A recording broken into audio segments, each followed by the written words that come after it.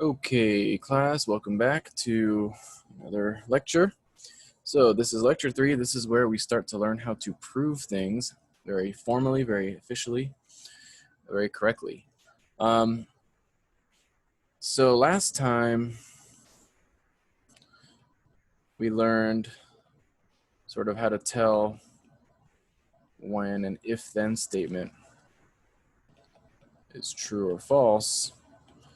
And then the idea was to prove it's true or false, you assume P is true, and then depending on what happens, the P implies Q can be true or false. But this is how you start. Assume P is true, and then go from there. Typically, you're told whether it's going to be true or false, the whole thing, so that guides you. Okay, so before we get into proving things, we first need to think about something else. So before proofs come definitions. So in math, we like to define things in very specific, strict ways. And then proofs are all about how definitions of things interact with each other.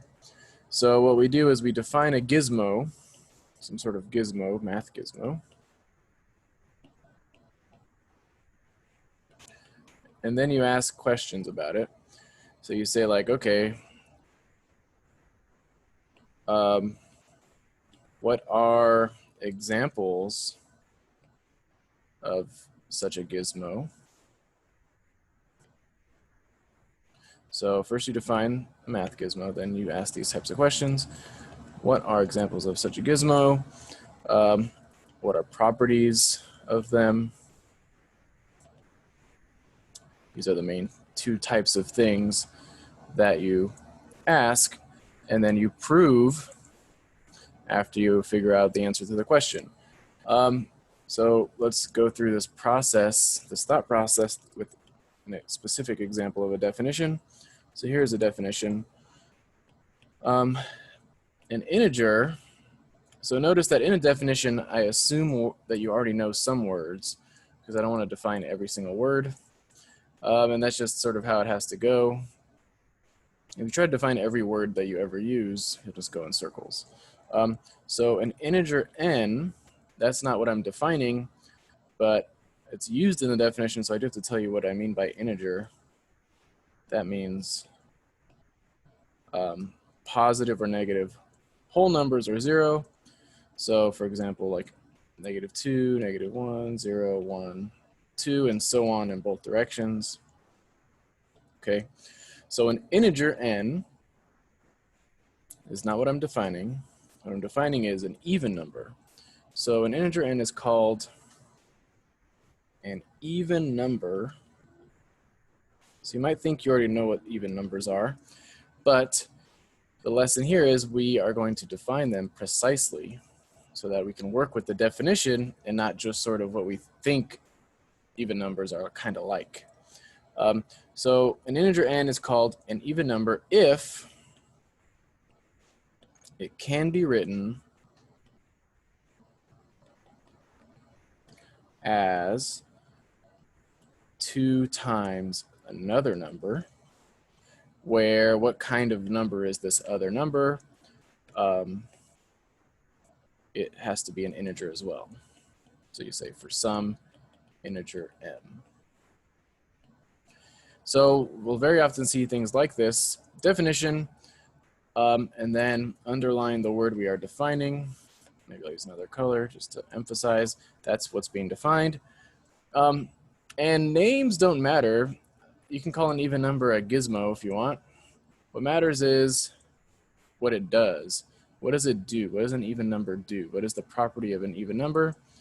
That's this stuff. If it has all these properties, in this case it's just one property, it can be written as 2 times some other number for some, where that other number has to be an integer. So again, the integers are the positive, negative, whole numbers, no fractions, anything in between the whole numbers. and that's it. Okay, so that's what an even number is. So then what we can do is we can prove things are even numbers, and then we can prove properties about even numbers. And that's what I was describing before in more generality. So next we prove some things are even numbers. If you make a definition and there's no such thing, then it's a bad definition. So there better be some even numbers, otherwise this definition is useless. So you prove some stuff, some things are even numbers, and then you prove properties of even numbers. And then slightly differently, properties, well, I guess I wouldn't say of anymore, I would say involving even numbers.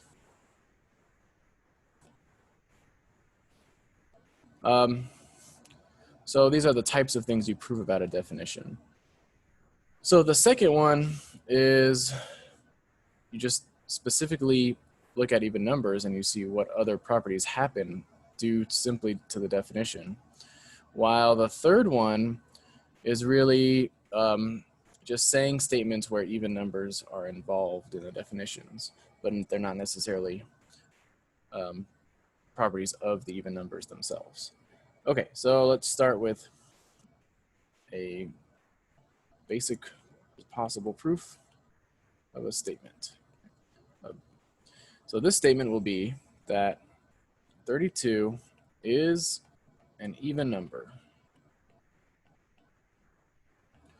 And we are going to do an actual proof of this, an actual math proof.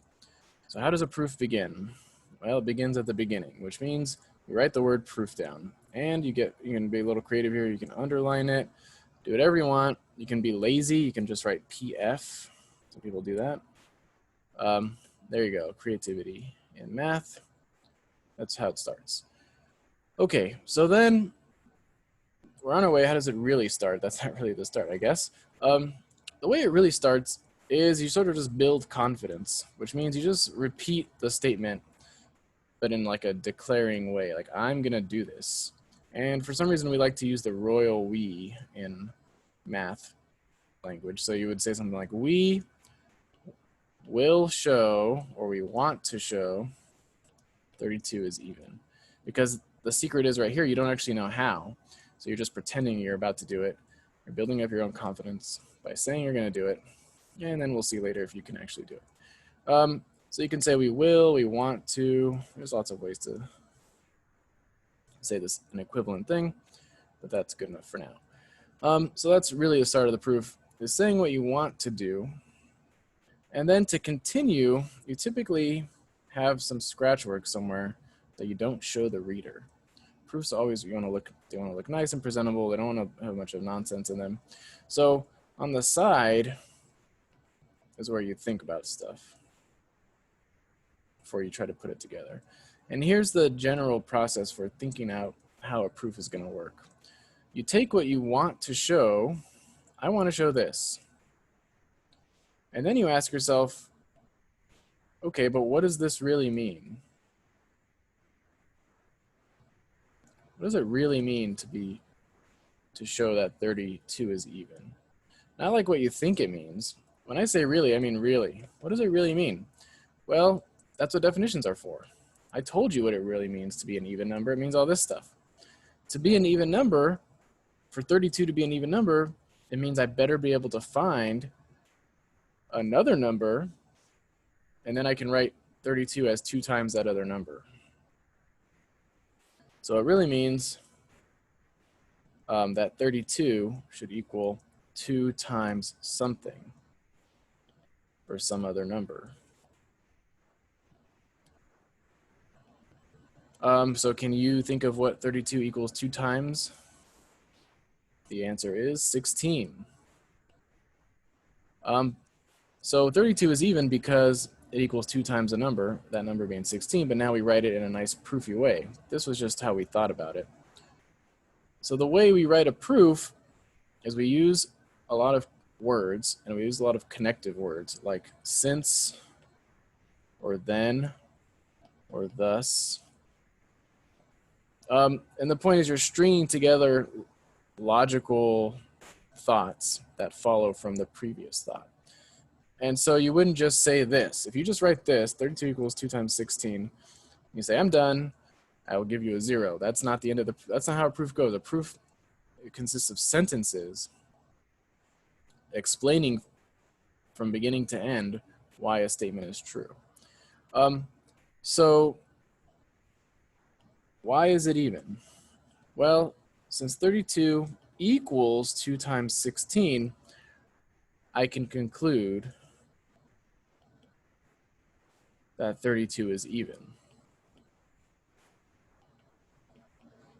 By definition, that's what it means to be an even number. It equals 2 times another number. And if you want to be even more specific, you could say because 16 is an integer.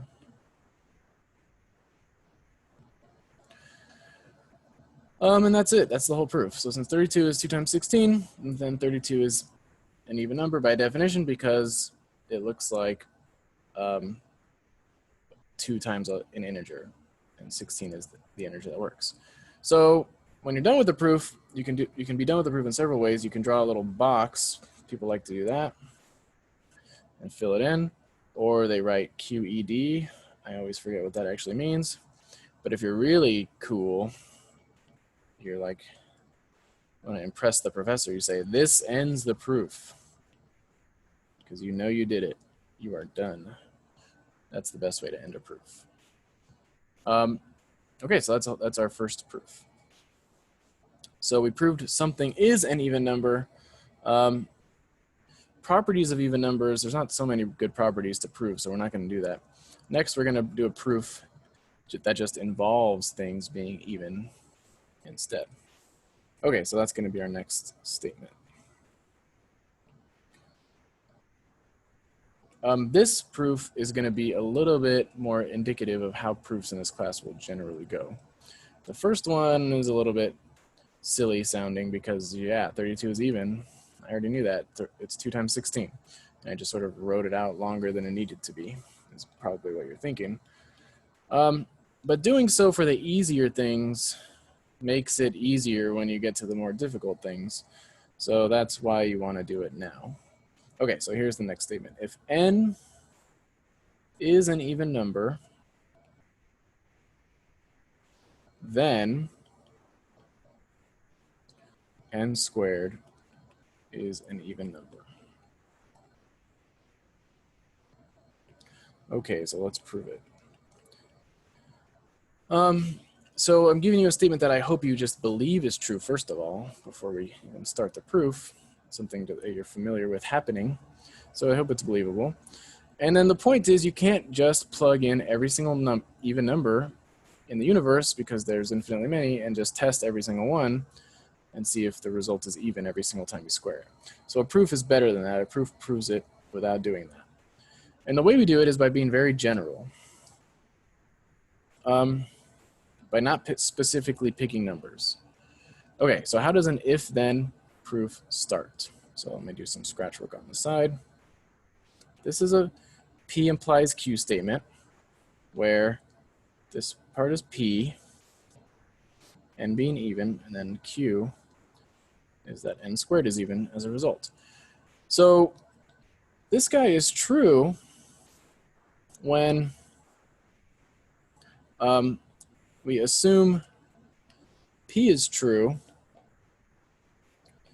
and then Q is true as a result. So what that means is for the proof, to start an if-then proof,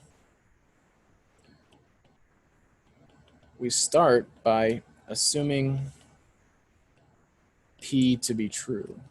Because all we're trying to do is show that, yes, if P is true, Q will follow. So to do that, we got to start by assuming P is true. So what does that mean in this situation? How do I do that? Well, I just let it happen. So you can say it exactly like that. Let n be an even number. So what this is doing is it's assuming P is happening so that we can show Q happens as a result later. And you can write this in very different ways. You can also say assume N is an even number. Some people like the word suppose. They're all the same.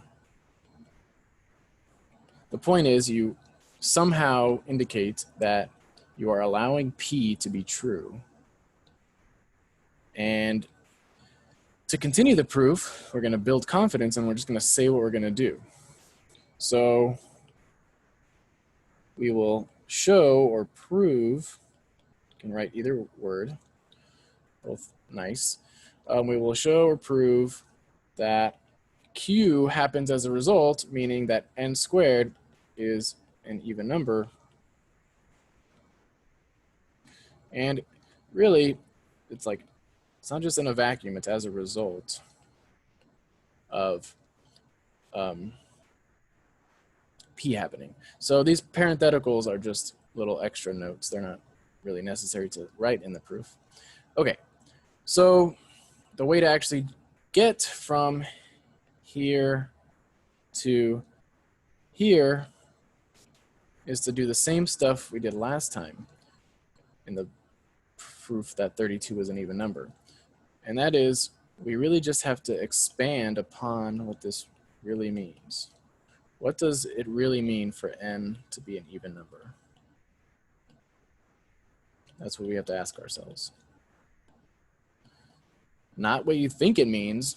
What does it really mean?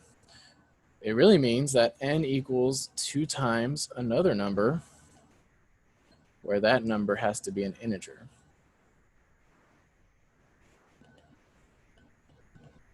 For some integer M. Okay, so what we've done is we've allowed N to be an even number. So that is already a true statement that it's even. So then we can say what happens because of N being an even number. And that's where the word since comes in, very handy. Okay, so since N is an even number, that's already a true statement. I'm allowed to expand upon what that means. This means, so these are very, very key words and phrases. Since, this means, because you're saying where things are coming from that you are writing down. And you're saying what's coming from what. So since N is an even number, this means I can do what? This means I can say that N is 2 times another number for some other number, but it has to be specifically an integer. And that's what I'm allowed to say as a result of my assumption. So I'm really just expanding upon what I'm assuming and saying what it really means. Okay, so then eventually I really want to get down to showing this thing, that N squared is an even number. So that means I need to think about N squared. Previously, I couldn't say anything about N squared because I didn't know much about N. So in our scratch work, now we're thinking, okay, well, now I know more about N. So I can say more about N squared. N squared is just going to be this other thing squared. And then I know how to square things. That's going to be 4M squared. And then I'm going to be thinking, why is this even? Because I'm trying to show N squared. I'm trying to show that N squared is even. This thing is M squared, or N squared. Why is this thing even? According to the definition. Well, according to the definition, an even number looks like 2 times something else. Does this look like 2 times something else? It does. It looks like 2 times that thing. Is this thing still an integer? Yes, it is, because it's just 2 times an integer squared, which is still going to be an integer. So everything works out fine. Now we just write it more nicely. Okay? And here's how we do that. So we're going to do something next. So another very good word to use is then, because we're following up the previous statement with something that uses it. So then, what's N squared? is 2m squared. And that is just 4 times m squared. And that is just 2 times something. And then we explain why this is an even number. Okay, so m squared is an even number, but why? Because it's 2 times 2m squared, and luckily this 2m squared piece is still an integer.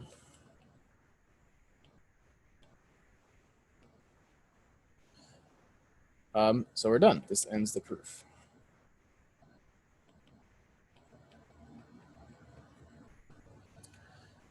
Okay, so that's the whole proof right there.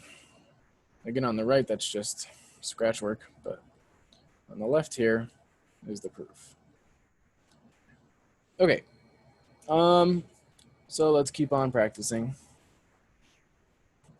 Let's introduce a new definition. So what the heck is an odd number?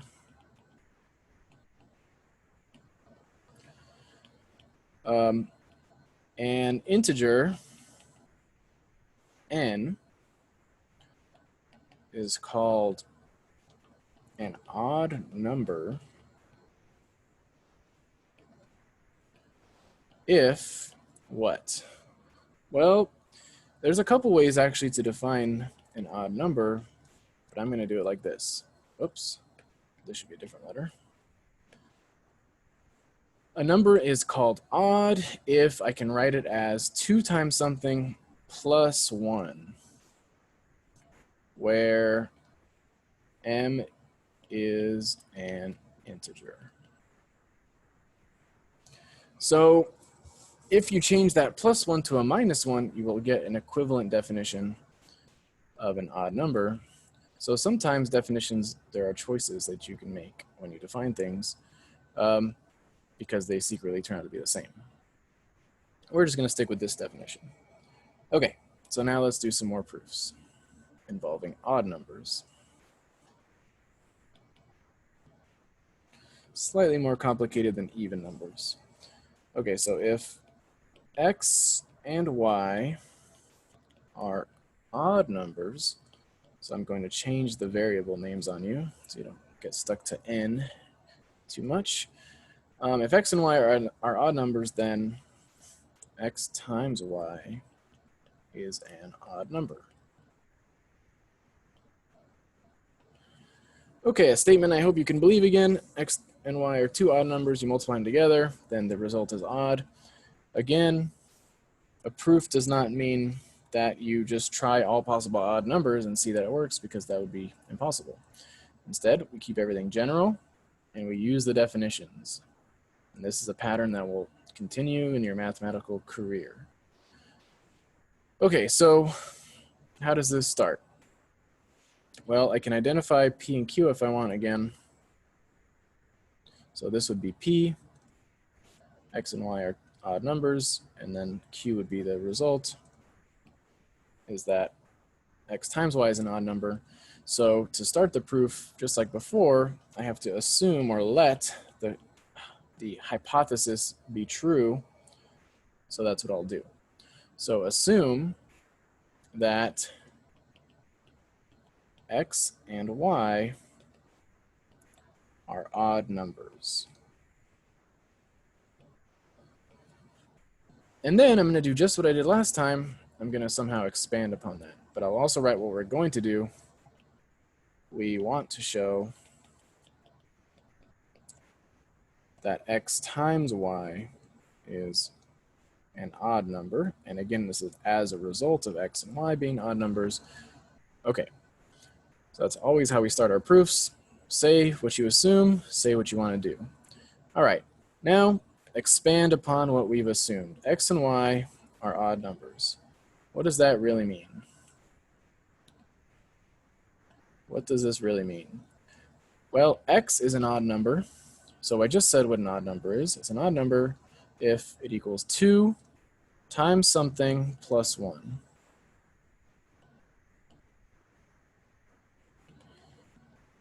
So since it's already odd, since I've assumed it to be odd, this already happens.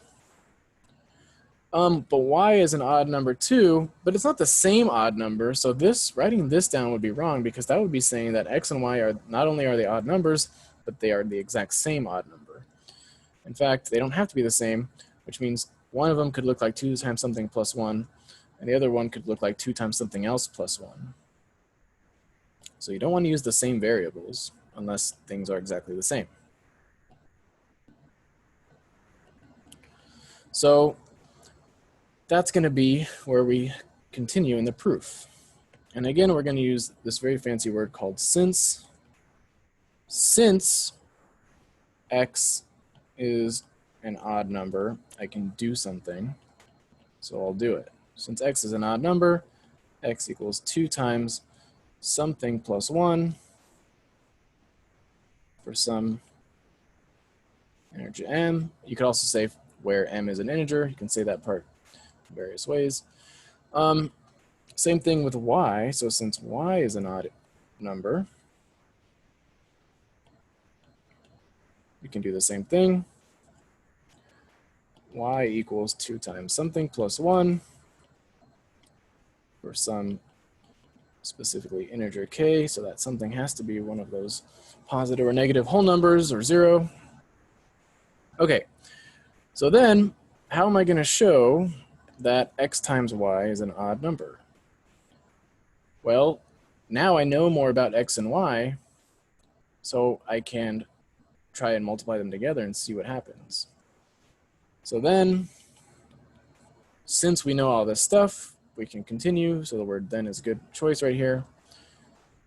And all I'm going to do is actually multiply these two numbers together. Maybe I should do it on the Scratchwork side first to make sure it's going to work out before I commit. So why is this going to be odd? Well, let's multiply it out. So this becomes 4mk plus 2m plus 2k plus 1. Why is that odd? Well, maybe it's not clear yet, but it has to look like 2 times something plus 1. And luckily I know factoring, so if in fact I can take out a 2 from each of these things, and I get exactly the form I want. This guy is just some integer because it's a bunch of integers added together, so it all works out. It's 2 times an integer plus 1, so it's odd. So that's exactly how my proof is going to go. X times y is just all this stuff I just wrote down. 4mk plus 2m plus 2k plus 1. Factor out the 2 from the front. And then it's more clear why this thing is an odd number. It's an odd number. Because this piece here really is still just an integer, and so it's of the right form. It's 2 times an integer plus 1.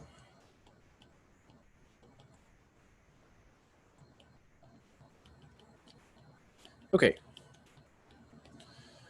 So that's the end of the proof. All right, now I'm getting lazy. I'll just do the box instead. Okay, so what else can we do? So that's sticking together two odd numbers to prove the result is odd. I hope so far it's a bit straightforward. The pattern is always the same, which is you just say what you have, say what you want to do, expand upon what you have to say exactly what you mean, use that information somehow, in this case by multiplying x and y together, and then see how the result is true at the end. This next one will be a little bit trickier. So most more difficult proofs involve some sort of trick. Right now we're just doing the starting ones, so there's not so many tricks to worry about. But this one will be a little bit trickier. Okay, so if x is an odd number, then if I calculate 3x squared plus 4x plus 6, this will always be odd. A bit less clear. So this is a sort of more representative of how mathematics works, which is you don't already know that it's true ahead of time. This one, you probably could have guessed that it's true ahead of time, and all the ones we've done before. This one, if I didn't tell you it was true, would you think it's true? Would you just know it's true just by looking at it? I don't think so. And so what proofs do is they illuminate why things are true. We don't really care if things are true or not. We care why they are true. And that's what proofs do, is they tell you why things are true. Okay, so let's go through this one. All right, so again, it's a P implies Q proof. So I'm going to let P be true. I'm going to let or assume or suppose that X is an odd number. And then I'll say what I'm going to do. We want to show 3x squared plus 4x plus 6 is an odd number.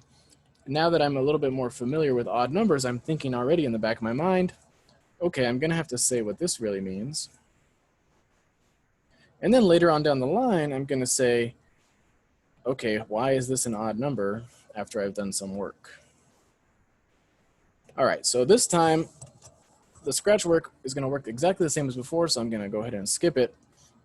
And I'm going to jump it to exactly what I want to say, which is I want to expand upon x being an odd number, so I'm just going to say what it means.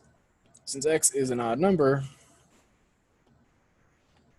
what do I know about it? I know that it equals 2 times. Just so you don't get stuck with the same letters every time, I'm going to use another letter. I'm going to use n, even though n was in the definition. The letters are just placeholders, so don't get attached to them, because then it can confuse you if you're always using the same letters every time. Okay, so since x is an odd number, x looks like this, where n is an integer. And then the idea is I want to think about 3x squared plus 4x plus 6. Well, now I know what x looks like, so I can actually calculate that and see what happens. Okay, so I got 3 times 2n plus 1 squared plus 4 times 2n plus 1 plus 6. So why is this odd? Well, I don't think it's clear as to why it's odd yet, because it doesn't look like 2 times something plus 1. But maybe if I just sort of expand it out a bit, it'll be more clear. So 2n squared plus 1, 2n plus 1 squared, I can expand that. That gives me this. I can distribute that through. I can do that. Okay, I can distribute the 3 through. And notice, I don't know that this is like going anywhere yet. I'm just trying stuff. So normally this would be on the scratch work, but because I already know it's going to work itself out, I'm not doing it as scratch work. I know it's going to work. Okay, now what do people do here in pre-calc? They love to combine like terms. So let's do that. Whoops, that would be a 20n. And what else? 13. Okay, why is this an odd number? It needs to look like 2 times something plus 1. So how can I do that? Well, this is where the trick is involved. If I really want it to look exactly what I mean by odd number, I can't just say, okay, it's odd. I have to show it. So why is this an odd number? What I can do is I can write 13 as 12 plus 1. And then I can now take a 2 out of all this stuff. And then I have 2 times something plus 1. So this is an odd number. And again, it's odd because it looks like 2 times something plus 1, where that something is actually an integer. And it's an integer because I'm just doing operations that turn integers into other integers. I'm squaring, I'm adding, I'm multiplying. It doesn't introduce any fractions or anything weird like that. Okay, so we're done. this ends the proof.